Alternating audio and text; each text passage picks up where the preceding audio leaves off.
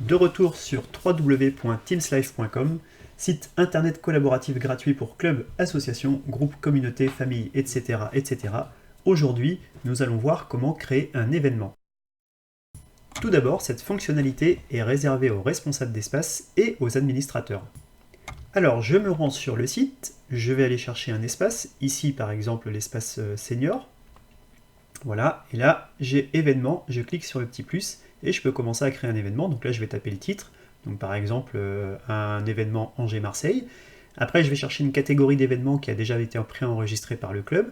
Je peux saisir quelques petits commentaires dans la zone qui est prévue à cet effet. Ensuite je vais pouvoir descendre un petit peu, je choisis la date. Donc là on va mettre au samedi. Je vais choisir l'horaire, donc je peux modifier l'horaire de différentes manières. Donc voilà, c'est fait. Je peux mettre en fait l'heure de fin. Donc je sélectionne de la même manière la fin de l'événement. Et j'ai une autre possibilité avec la double petite flèche à droite. Je peux choisir une durée. C'est aussi pratique. En fait, parfois de mettre une durée, c'est souvent plus rapide. Donc après, libre à vous de choisir comment vous souhaitez procéder. Alors, ensuite, je vais aller chercher le lieu. Donc, j'ai déjà des lieux qui sont préenregistrés par le club. Ça m'évite de les retaper à chaque fois. Donc, par exemple, ici, on voit que le lieu, il est bien là. J'en ai un autre, c'est Angers. J'avais mis la mairie d'Angers et on voit bien que c'est l'adresse sur la carte de la mairie d'Angers. Mais je peux aller saisir un nouveau lieu. Donc, par exemple, je tape Copa Angers pour retrouver le stade d'Angers, par exemple, en recherche. Et vous voyez qu'on me retrouve l'adresse, je clique.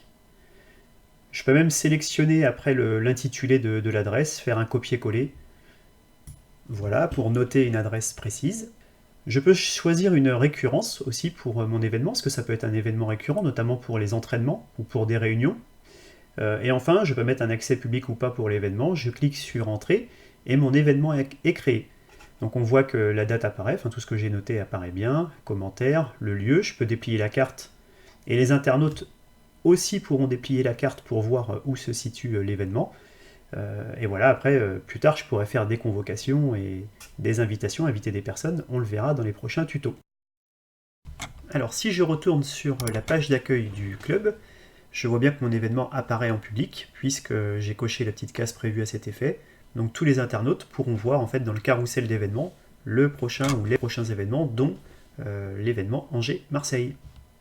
Merci pour votre écoute. Dans le prochain tuto, on verra comment créer mes équipes. Je vous dis à très vite.